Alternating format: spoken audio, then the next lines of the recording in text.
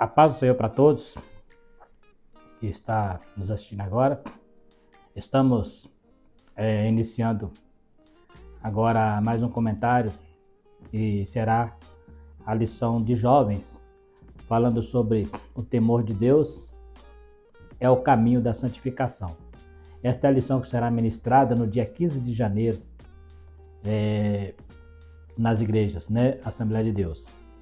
E você é convidado a estar conosco, participando dessas escolas, que é muito bom, traz um bom conhecimento, e também estaremos trabalhando sobre essa temática. A lição de jovens, ela trabalha sobre esse trimestre sobre santificação em vários aspectos. Dessa vez, estaremos falando sobre o temor de Deus, baseado no livro de Eclesiastes, O texto principal diz: de tudo o que se tem ouvido, o fim é: teme a Deus e guarde os seus mandamentos, porque este é o dever de todo homem. Eclesiastes capítulo 12, versículo 13. O resumo da lição é: o temor do Senhor conduz os passos de quem quer seguir pelo caminho da santificação. Então nós vamos estar falando sobre temer a Deus e ver também a diferença entre temer a Deus e ter medo de Deus, O livro de Eclesiastes vai nos trazer uma visão mais voltada para essa temática. A nossa introdução é evidente, eu gosto de deixar claro que a introdução é uma montagem minha, Não é que está na lição. A lição tem uma introdução um pouco diferente, mas é dentro do contexto da lição mesmo. O temor do Senhor nos leva a reverenciar a Deus e não ter medo dele. O medo nos faz escondermos de Deus, o temor nos aproxima de Deus. Quem tem medo de Deus, às vezes, é porque fez algo que o desagrada. O temor nos leva a evitar a fazer algo que desagrada a Deus.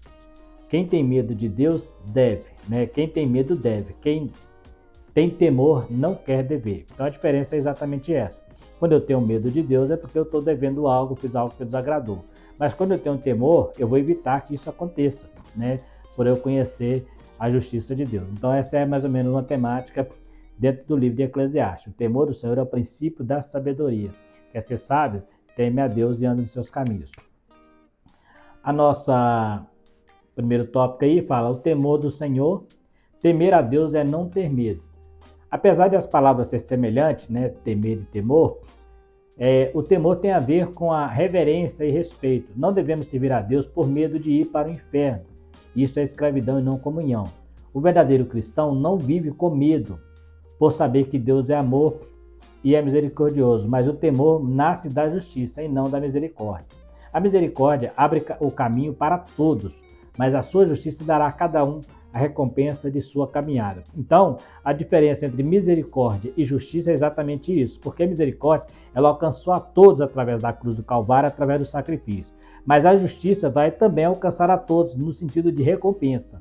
Então, enquanto a misericórdia abre o caminho, a justiça vai nos recompensar devido ao caminho que eu tomar. Se eu tomar o caminho certo, eu terei boa recompensa. Se for o caminho errado, a recompensa não será boa, A Bíblia fala que quem semeia na carne colherá corrupção. Quem semeia no Espírito, do Espírito ceifará a vida eterna. Então, a misericórdia me alcançou e abriu o caminho, 2 caminhos. Eu devo escolher um deles e, de acordo com as minhas escolhas, eu serei recompensado pela justiça de Deus. A misericórdia é para me chamar, a justiça é para me recompensar. Então, quando eu temo a Deus, eu não devo servir a Deus por ter medo de ir para o inferno. Muita gente, se tivesse um terceiro caminho, eu optaria por esse. Mas é muito complicado. Se você tentar estar na igreja por ter medo, você nunca vai ter uma comunhão íntegra com Deus, uma intimidade mais profunda com Deus, porque você vai ser sempre uma pessoa que vai viver baseado num certo terrorismo religioso. Isso não é saudável para uma vida espiritual de santificação com Deus. Então, ter medo e temor são coisas diferentes. O temor define quem a pessoa serve. Então, quando você teme a Deus, te define quem você está servindo. Para que eu tema alguém, é necessário conhecer a quem eu temo. E isso me leva a reverenciar e respeitar os princípios estabelecidos por essa pessoa. Então, se eu temo a Deus, eu preciso reverenciá-lo e seguir os seus princípios. Não adianta eu dizer que temo a Deus, mas não pratico as suas obras, aquilo que ele nos pede. Isso não é temor a Deus. O temor me faz eu reverenciar, saber que Deus é amor, mas também é justiça. Se eu temo a Deus, preciso agradá-lo. Tem gente que diz temer a Deus, mas está mais preocupado em agradar a outros, vivendo de aparência. Pedro temia a Deus, mas demonstrou dissimulado quando estava diante dos judeus conservadores. Então, na igreja, existe muita gente no meio religioso que ele está fazendo algo para agradar pessoas, para agradar a liderança, para agradar superior hierárquico, né?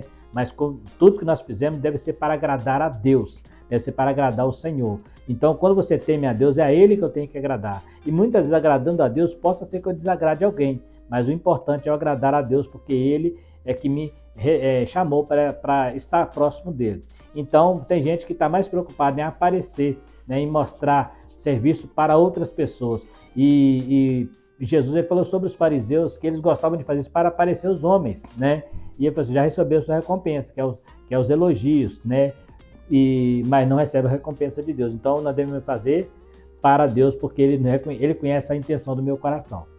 E Pedro, né, ele estava lá diante dos judeus e gentios comendo normal na mesa. Quando Paulo chega com alguns judeus cristãos conservadores que ainda tinham um pouco da raiz do judaísmo, Pedro começa a sair de fininho, né? E Paulo chama ele de dissimulado, porque ele estava sendo meio que, né? Paulo chama ele de hipócrita. Você está comendo como pecadores, com os gentios, agora que nós chegamos a cessar da mesa, né? Então você está preocupado com o que Paulo pensava dele, né? E não com o que Deus pensava. Então é muito perigoso. Muitas vezes nós estamos mais preocupados com o que os outros pensam de nós, né? Jesus falou assim, olha, o que diz os filhos dos homens que eu sou? Né? Jesus queria saber, mas ele falou assim, agora eu quero saber vocês, o que vocês dizem que eu sou? Por quê? Mas Jesus sabia muito bem o que ele era, né? E tu és o filho do Deus Altíssimo. Você está vendo, Pedro? Não foi a carne nem o sangue, foi o meu Pai que te revelou isso aí. Ou seja, o Pai sabe quem Jesus é, né? Então é interessante ter essa visão. O temor do Senhor exige intimidade. A intimidade nos leva a conhecer o caráter de Deus, nos leva a ver que Deus é amor, mas é justiça. Quando erramos, mesmo nos amando, nos punirá pelos nossos erros, como um pai que pune um filho a quem tanto ama. Então, muita gente usa a misericórdia de Deus, o amor de Deus, para dar margem ao pecado, né? Mas, na verdade, Deus é justo. Então, ele vai pagar, ele vai retribuir segundo as obras de cada um. Então, ele deu a opção de você escolher o caminho certo. Se escolher o caminho errado, mesmo ele sendo um Deus de amor, ele vai trabalhar com a sua justiça, porque a sua justiça vai traçar a recompensa de acordo com as obras que fizemos. O amor alcança a todos, como falamos no início, mas é a sua justiça que vai levar a recompensa final, né? Na vida, os nãos podem surgir mais efeitos em nosso crescimento do que o sim, né? Já viu aquele pai que tudo que o filho pede, ele faz de tudo para dar ao filho, e ensina o filho passa a não valorizar coisas porque fica muito fácil para ele, ele não sabe o que é sacrifício.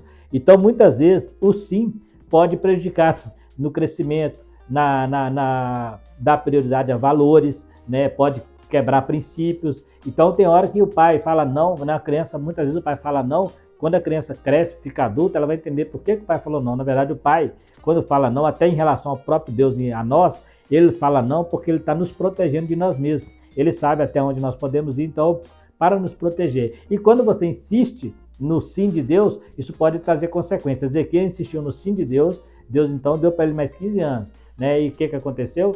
Ele mostrou todos os tesouros para os emissários da Babilônia, né? Então, e foi reprovado pelo profeta Isaías. Se ele tivesse morrido, quando Deus falou, não, você não vai viver mais. Ele, não, eu quero viver mais um pouco, houve consequências, né? Então, quando ouvimos não de nossos pais, muitas vezes só vamos entender quando adultos, que eles estavam nos protegendo de nós mesmos. Devemos servir a Deus pelo que Ele é e não pelo que Ele pode nos proporcionar. Hoje existem muitas pessoas que estão na igreja procurando bens materiais, procurando ser abençoado por Deus. Uma das coisas que eu acho interessante na vida de Abraão é que quando Deus chama Abraão, ele fala para Abraão assim, eu abençoarei a tua semente, te engrandecerei fortemente, mas já na altura do campeonato da vida de Abraão, já numa boa caminhada, Deus vira para Abraão e fala assim, agora Abraão, se tu uma bênção. Então você, antes de procurar ser abençoado, seja você uma bênção na vida das pessoas, na vida da igreja, seja bênção, seja você o canal de bênção. E através de você ser bênção, Deus também vai te abençoar. Porque tem gente que só quer receber, mas não quer dar nada em troca, não quer doar, ele não quer, né? Hoje as igrejas que mais enchem são igrejas onde promete muita coisa, onde promete bens materiais. Tem gente na igreja procurando só essas coisas. Isso é tesouro que o ladrão rouba e a ferrugem corrói. Jesus falou, guarda o teu tesouro, aonde está o teu tesouro estará também o teu coração. Se estiver na terra, você não alcançará a santificação em Deus. Então é importante, não é errado você correr atrás de bens materiais, não é errado você ter as coisas. O errado é você colocar o seu coração nisso, colocar isso como prioridade. A igreja nunca, Jesus, ele nunca prometeu bens materiais nessa terra, nunca prometeu vida próspera. Quem prometeu isso foi o diabo lá quando foi tentado. Tudo isso te darei se prostrar e me adorar. Jesus até falou que por causa do meu nome, muitos de vós serão perseguidos, entregues à morte até pelos próprios parentes. Então, não quer dizer que isso vai acontecer com todo crente, mas Jesus ele deixa bem claro que isso pode acontecer por causa do evangelho, né? Por causa do amor à sua palavra. Então, ele nunca prometeu. Quem prometeu bens materiais para viver feliz nessa terra foi o diabo. Então, cuidado com o que você está ouvindo aí e achando que é Deus que está prometendo. Né? Então você deve servir a Deus pelo que Ele é. Ele é o Criador, Ele é Deus, Ele é eterno. O seu maior galardão não é aqui, é lá no céu. E não pelo que Ele pode proporcionar aqui na terra. Porque se eu servir a Deus pelo que Ele pode me dar, eu estarei fazendo barganha com Ele. E no reino de Deus não é assim que funciona, não é barganha.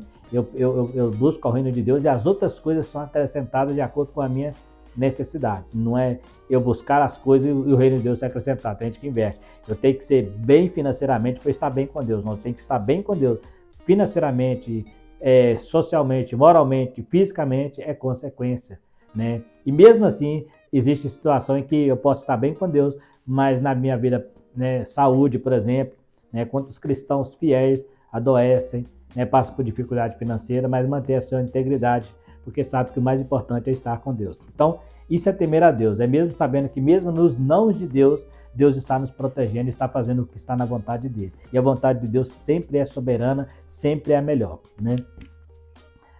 O livro de Eclesiastes e as futilidades da vida. Eclesiastes, um livro poético e de sabedoria. Então aqui nós estamos falando sobre a estrutura do livro, que é o livro que nós estamos estudando na nossa lição. Estamos estudando esse livro e ele, o comentarista da nossa lição, ele fala que o livro de Eclesiastes é um livro de sapiensais, né? Sapienciais, livro de sabedoria. Eu trouxe aqui alguma coisa mostrando a visão desse livro, tanto na Bíblia hebraica quanto na Bíblia grega. Né? O livro de Eclesiastes faz parte da coletânea hebraica, conhecida como Ketuvim, Nataná. É a terceira parte da Bíblia hebraica, conhecida como Escritos. Então a Bíblia hebraica ela é dividida em 3 partes, diferente da nossa Bíblia. Ela é dividida em Torá, Nevim e Ketuvim. Nevim são os profetas, né? E Ketuvim são os históricos. Quando você vai para a Bíblia hebraica, é interessante que Daniel, por exemplo, ele não faz parte dos profetas, faz parte do livro histórico. Já Josué faz parte do livro profético. Então, existe uma divisão um pouco diferente na Bíblia hebraica. Então, na Bíblia hebraica, o Eclesiastes está na parte do Ketuvim, que é os livros históricos. Por que eu coloquei isso? Porque a designação de sapienciais já é na Septuaginta. No hebraico, o termo é Kohelet, pregador. Porque o comentarista fala que o livro de Eclesiastes é um livro de sabedoria, livro sapiencial, mas isso é uma divisão da Bíblia da Septuaginta, que a Septuaginta divide, né, em Torá, livros históricos, profetas maiores, livros poéticos, profetas maiores e menores. Então, e livro de sabedoria. Então, o Kohelet ele entra na Bíblia, na Septuaginta, como livro de sabedoria, os livros sapienciais, né? Então nós temos lá Torá, sapienciais, profetas maiores, menores, né? E os históricos, né? Que são aqueles que contam história, como Crônicas e Reis. Então são divisões, é só para efeito de estudo, né? Só para efeito de estudo, você está estudando a Bíblia, né? Então, só para montar, igual hoje no nosso Novo Testamento, né? Nós dividimos o nosso Novo Testamento hoje, uma divisão que permanece também na Septuaginta. Nós temos Evangelhos, né? Nós temos depois o livro histórico, que é o livro de Atos, depois nós temos as cartas, né? Que as cartas de Paulo, cartas paulinas, e dentro das cartas paulinas ainda existem divisões, cartas das prisões, cartas pessoais, e temos aí depois as epístolas gerais e o livro de Revelação, que é Apocalipse. Então nós temos no Novo Testamento uma divisão semelhante. Nós temos evangelhos históricos, cartas paulinas, cartas gerais e livro de Revelação, que é o Apocalipse, né? Segundo alguns eruditos, esse livro foi citações já na velhice de Salomão, quando caiu em pecado devido às muitas esposas. Esse livro retrata provérbios baseados em sua fraqueza e pecado.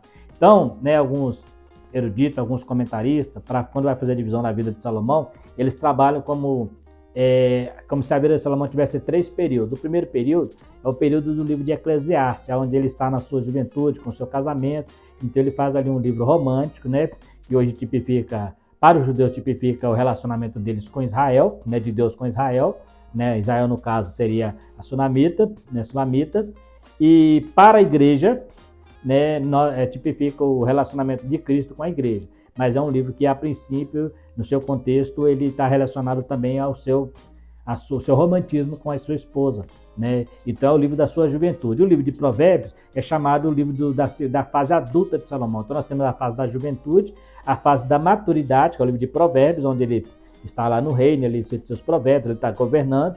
E depois nós temos o livro chamado o livro da velhice, que é o livro de Eclesiastes, onde ele está no final da sua vida, então ele usa o livro de Eclesiastes, cita o livro de Eclesiastes como experiência do que ele passou no seu período de reinado, né? E algumas decepções, inclusive, que ele teve de ele achar que estava no caminho certo e percebeu que estava fazendo coisa errada, né? Inclusive cair na própria idolatria. Então são mais ou menos divididos assim.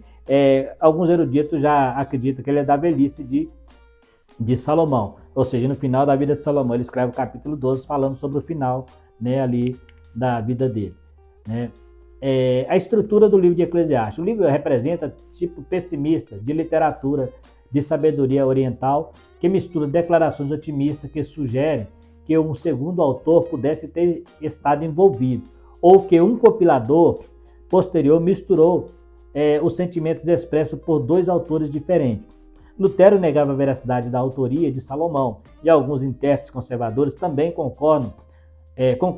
Os judeus, inclusive, demorou um longo período para aceitá-lo como canônico. Alguns acreditam ter, inclusive, a influência do epicurismo. O que é epicurismo? Epicurismo é um filósofo lá do 4º século a.C., Epicureu, né, Epicuro, e algumas citações que aparecem no livro de Eclesiastes, Epicuro já tinha falado. Epicuro, inclusive, fala sobre o final da vida, semelhante ao capítulo 12 de Eclesiastes. Aí você fala assim, mas Epicuro é do 4º século, o livro é do 3º, é do início do 4º para o 2º século, para o 3º século. Então, ele é quase que contemporâneo dos escritos de Epicuro. Então, alguns comentaristas que, gente, é crítica textual, tá? Isso é quando você está estudando a Bíblia como literatura. Você tira a parte espiritual, religiosa e estuda a sua estrutura. Quando fala de estrutura, nós estamos falando da parte literária da Bíblia. Então, alguns eruditos, eles acreditam que alguns provérbios, que é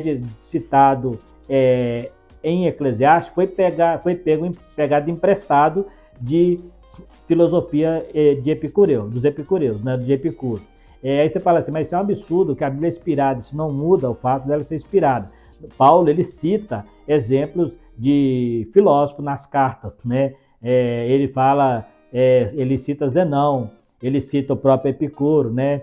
Ele cita Parmênides, quando ele fala as más conversações corrompem bons costumes, é uma citação de Parmênides, que Paulo cita na sua carta. Então, a gente acha que ali foi uma revelação que ele teve, não, é uma citação de Parmênides. Então ele cita, né, os próprios princípios da doutrina lá no Velho Testamento, quando Deus tira o povo de Israel. Algumas coisas que foram estabelecidas para os judeus já existiam nos cananeus. Por exemplo, o sacerdócio, o sacrifício, os cananeus já faziam isso. Então Deus só trouxe para ele o que ele falou assim, isso eu posso aproveitar e posso pegar, transformar de profano para sagrado. Você fala assim, mas isso é impossível. É possível porque ele fez isso com o homem não era pecador, ele não transforma para o lado dele. Então ele pode trazer algumas coisas que é útil para a adoração. Paulo usou comentários de filósofos para chamar a atenção dos filósofos para a pregação da palavra de Deus, do evangelho puro e simples. Mas para que ele pregasse para esse povo, ele precisou citar algumas coisas para mostrar para eles que ele não era uma pessoa leiga, ele sabia das coisas também, né? Então a gente precisa ter essa mentalidade. Isso é quando você está estudando crítica textual e vê a Bíblia como literatura. Não estamos entrando na questão da palavra inspirada, não. Alguns temas do capítulo 5 a 11. Ele trabalha a prática religiosa, vaidade da riqueza, né, desamparo e a ignorância do homem, despreparo, né, desamparo e a ignorância do homem, provérbios sobre melhor morar no canto das águas claras do que com a mulher rixosa, é melhor morar na casa que tenha poucos víveres, né, do que numa casa cheia de carne em contenda. Ele usa muito esse termo, é melhor, né? Busca pela sabedoria, mostrando que a sabedoria, a verdadeira sabedoria vem de Deus. Protocolo da corte, algumas coisas relacionadas ao reinado dele mesmo. Frustração com desigualdade de retribuição, né? Asaf, ele teve uma situação semelhante, né? Ele ficou frustrado a ver o ímpio prosperar, enquanto ele era fiel a Deus e estava passando dificuldade.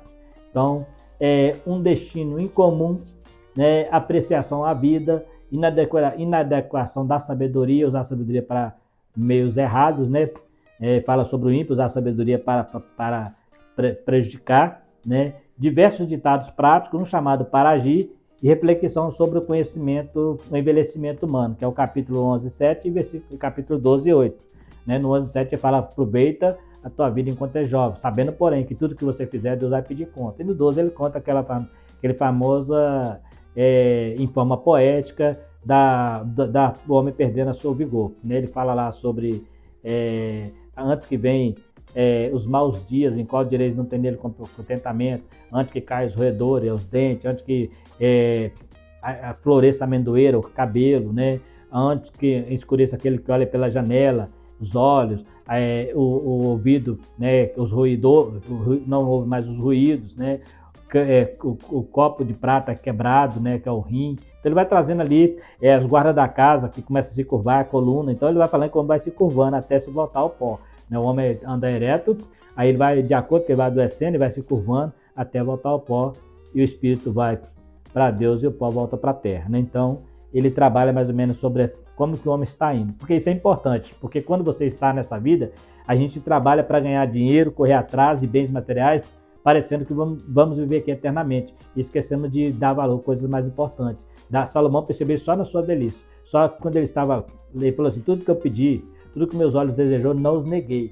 E no final ele falou, tudo é vaidade, porque ele viu que quando chega a velhice, isso não tem valor algum. Quantas pessoas trabalham a vida toda, trabalham e mesmo depois de aposentar, ele continua trabalhando para ganhar muito dinheiro, e quando ele começa a querer usufruir, a doença vem e leva, a morte vem e leva, e isso vira até disputa judicial de filhos por herança, né? E às vezes ele perdeu muito tempo com família, em coisas importantes, né? Eu vi uma frase uma certa vez que eu achei interessante, né? Não vou entrar no mérito aqui de polemizar não, mas é uma frase que é interessante, que diz assim, hoje nós colocamos os velhos no asilo, as crianças nas creches e passeamos com os cachorros, ou seja, inversão de valores, né? Não temos tempo para criança, não temos tempo para os velhos, aquele que a vida toda te carregou, agora você não tem tempo para ele. A criança solta na mão de uma pessoa que não tem princípios cristãos, não tem princípios de família muitas vezes, está ali por dinheiro, enquanto o que mais vale é a presença. Alguém um dia falou comigo assim, Marcelo, mas se eu colocar o meu pai no asilo, lá ele vai ter muito mais conforto do que comigo aqui, vai ter mais, o lugar é muito bom. Eu falei com essa pessoa, olha, seu pai, na idade que ele está, ele não quer mais conforto, ele quer presença, ele quer a presença do filho. Então, nessa idade da velhice, a pessoa quer presença, não é conforto. Conforto ele queria quando ele era jovem, porque ele podia usufruir.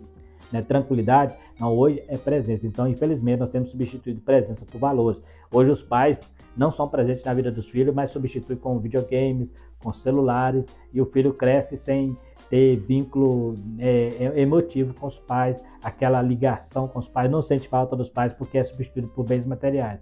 No final da vida, este mesmo menino que você está fazendo isso, vai ser aquele que vai achar que tem que te colocar no asilo, porque você ensinou para ele que bens materiais é muito mais importante que pessoas. A sua presença para ele não era tão importante, você substituía por presente. Quando você estiver velho, ele vai fazer a mesma coisa. Você ensinou para ele que você presente não é tão importante, ele vai ver isso e vai retribuir da mesma forma.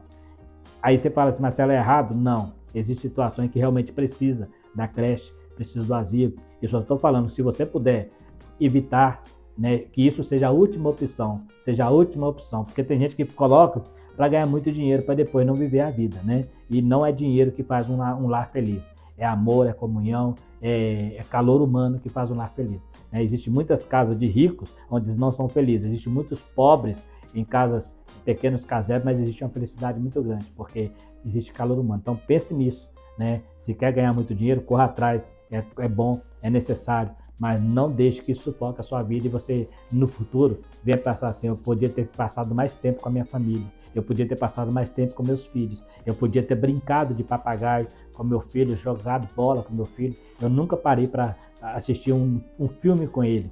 Aí quando chegar na idade avançada já era. Então, pense nisso, né? E aí você tem aquele equilíbrio, né? Porque também não vou pensar só em ficar em casa, eu tenho que trabalhar e correr atrás mesmo. E enquanto puder, né? A Bíblia fala, faça tudo que tiver as forças para fazer, faça conforme as tuas forças. Mas, porém, sabe de uma coisa, Deus vai pedir conta, né? Então o livro de Provérbios trabalha um pouco mais essa visão, né? Vamos dizer que é um livro da decepção de Salomão. Salomão se decepcionou no final da vida, que ele viu que tudo que ele tinha não encheu o vazio, que o vazio que é preenchido somente por Deus. Hoje, empresários na pandemia, quantos empresários se suicidaram? Porque estavam com o coração tão preso no bem material, na hora que veio a pandemia, houve prejuízo e muitos até suicidaram. Então, porque colocou bens materiais como uma coisa prioritária, né? O temor de Deus e a santidade à vida. O que dá sentido à vida é o temor do Senhor. O autor mostra que o verdadeiro sentido da vida é temer a Deus e andar nos seus caminhos. E o restante nessa vida, tudo é vaidade. Vaidade nesse livro quer dizer o que é passageiro. Então o que ele está falando? Que nessa vida tudo é vaidade. Mas vaidade no sentido assim, a palavra vaidade lá na Bíblia hebraica, no original, é a mesma palavra usada para ídolo, de idolatria, ídolo. Porque o ídolo, o que o ídolo é? O ídolo é uma imagem oca por dentro. É bonito por fora, é até adorado por fora, mas por dentro é oco. É a mesma palavra que aparece no original, a palavra vaidade. Então, vaidade é algo que é bonito por fora, é a aparência, né? Hoje tem muita gente, eu vi um pastor uma vez falar uma coisa interessante, que tem gente que vive o luxo, mas padece o bucho, né? Ou seja, gosta de mostrar para as pessoas, mas ele padece lá no seu íntimo. Então, a vaidade significa que você vive de aparência, mas dentro você está oco. E esse oco somente só pode ser preenchido pela presença de Deus. E no caso de família, pelo calor humano. Então é importante nós entendermos isso, né? Então, vaidade nesse sentido de passageiro. O que no final tudo passa, mas a vida eterna é o que importa. Mostra que até a nossa vida aqui vai se esvaindo. Jesus também falou sobre isso quando contou a parábola do rico insensato. Em um mundo complicado, capitalista como o que vivemos, precisamos ter o cuidado de não nos embaraçar pela busca desenfreada por coisas materiais e depois chegarmos ao final da vida concluindo que deixamos coisas mais importantes de ser vividas em segundo plano. Então, Jesus falou sobre o rico, louco, esta noite pedirão a tua alma. Ele falou assim, eu tenho depósito para muitos anos, direi a minha alma, come, bebe e folga. Aí ele fala, louco, esta noite pedirão a tua alma, o que tens preparado para quem será? Então, pense bem, essa busca desenfreada do mundo capitalismo, onde o homem vale o que ele tem no bolso e não o que ele é, né? Hoje nós valemos o que temos no bolso, não o que somos. Pode chegar no final da vida e falar assim, eu poderia ter maneirado um pouco nessa parte, investido mais nessa, né? Porque você vai colher aquilo que você plantou, né? Tem um ditado popular que quem semeia vento, colhe tempestade. Então, se você vai colher, se você semeou amor, você vai colher amor. Se você semeou calor humano, você vai colher calor humano. Se você semeou bens materiais, você vai colher isso aí, né? E no final da vida isso não vai valer não. Muitas vezes as pessoas, eles valem o que eles têm, né? É interessante, nós temos um caso recente, agora não vou entrar no mérito, do caso do Pelé, né? O Pelé, ele morreu, né? Era um rei de futebol, um título, né, merecido, jogava muita bola mesmo, mas ele teve um problema negativo, que é a questão da filha dele, que se saiu na mídia, o pessoal criticando, que idolatrando Pelé, mas ele não era um bom pai, né? Então, assim, não vou entrar no mérito, não estou aqui para julgá-lo, até porque ele não tem como ele se defender, né? Só estou fazendo um comentário. Mas olha para você ver, como que Pelé é lembrado por alguns? Pelos amantes de futebol, pelo maior jogador que existiu, né? Mas pelos pais, como um péssimo pai. O que é mais importante? Você quer ser o melhor profissional, o melhor jogador, ou o melhor pai, o melhor amigo, o melhor irmão, o melhor ser humano? Então, eu estou falando nesse caso, né? Nós temos o Elvis Presley, né? Um grande cantor de rock, pai do rock, assim como Pelé, né? Lembrado ter morrido pelas overdoses das drogas, né? Então, pensa bem, de que maneira você quer ser lembrado? Por um cara que trabalhou muito e ganhou muito dinheiro, ou por uma pessoa que fez diferença na vida de alguém, né? Então, é isso que o livro de Eclesiastes mostra, que o mais importante nessa vida é você fazer diferença na vida das pessoas e na sua própria vida em relação a Deus, né? O caminho da santidade e o tempo. De maneira prática, Salomão, mesmo sendo o homem mais sábio do mundo, chega ao final da sua vida lamentando os caminhos errados que tomou na vida, entendendo que o tempo perdido não volta atrás, não volta mais. Tem gente que, enquanto tem saúde, trabalha muito para juntar bens. Quando chega na velhice, tem muitos bens e não tem saúde para usufruir do que conquistou. Devemos semear mais no reino eterno, pois lá a recompensa é eterna. Onde está o teu tesouro, estará também o teu coração. Então Salomão, no final da sua vida, ele entendeu, né? E ele teve tudo que Salomão, né, quis, ele teve, né? Tudo que ele desejava, via, eu quero, ele podia comprar. Mas no final ele falou assim, tudo é vaidade. E ele lamentou, porque mesmo com tudo isso, até mulheres, né? Teve o homem que mais teve mulher na Bíblia, e foi essas mulheres, essas aquisições de mulheres, que muitas delas eram de alianças políticas, que era muito comum na época, né? Os reis, através de alianças políticas, casavam com as filhas dos outros reis para fazer aliança. Então, muitas dessas mulheres eram mulheres de aliança política, mas elas eram idólatras, não conheciam o Deus de Salomão. E elas levaram Salomão a se corromper, e no final da sua vida, Salomão cai na idolatria. Depois ele se arrepende, mas ele caiu na idolatria e ele lamenta não ter vigiado nesse aspecto. Então, não é ter muito, mas tenha com responsabilidade. Se você tenha com responsabilidade. Não queira ter mais do que você não consiga administrar e não deixe que essas coisas te dominem, né? Afinal de contas, vivemos nessa terra com o pé, como diz o outro, né, o ditado popular, com o pé na sepultura. Então, vamos preparar para que, quando chegar esse dia, nós tenhamos vivido uma vida com intensidade, uma vida que deixe frutos, beleza? Vamos adiantar aqui então. O que teme a Deus não tem medo do julgamento divino. Quando vivemos uma vida de santificação, não temos medo do julgamento de Deus, pois sabemos que Deus permite o homem fazer o que quiser da sua vida. Porém, tudo que o homem plantar será o que ele colherá. Saiba que Deus trará a juízo tudo que o homem fazer nessa vida, seja bem ou seja ruim. Então, se você teme a Deus, você sabe que você vai colher o bem. Então, você não precisa ter medo, né? O cristão não precisa viver com medo de ir para o inferno, porque ele está fazendo a vontade de Deus. Não a vontade absoluta de Deus, que não conseguimos alcançar toda a perfeição, só vão alcançar na glória, né? A verdadeira santificação. Mas estamos caminhando e isso conta no reino de Deus. Então, o que nós sememos aqui é o que nós vamos colher. E aqui fala, né? Deus vai vir com juízo. Ele veio com misericórdia e amor, mas na cobrança, ele vai vir com juízo. Aí vai dar cada um segundo as suas obras. Então, o que eu plantei, eu vou colher, seja bom ou seja ruim, né? Nossa conclusão, né? Essa lição nos ensina sobre o verdadeiro temor do Senhor como o princípio da santificação. Entendemos que devemos buscar temer ao Senhor durante toda a nossa vida.